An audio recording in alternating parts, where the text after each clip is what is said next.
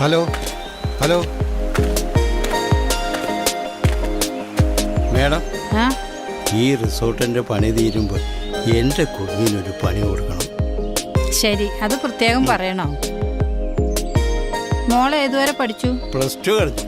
ഇപ്പൊ ടെമ്പററി ആയിട്ട് ഒരു ക്ലിനിക്കിൽ ജോലിക്ക് പോകുന്നു. പിന്നെ അവള് മോഡലിങ്ങോ.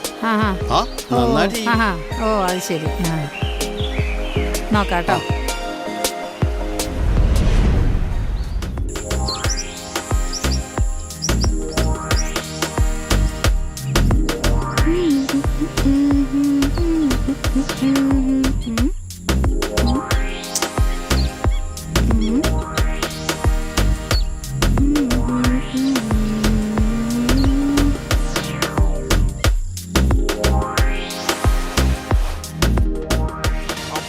I walk on the boat, out for the.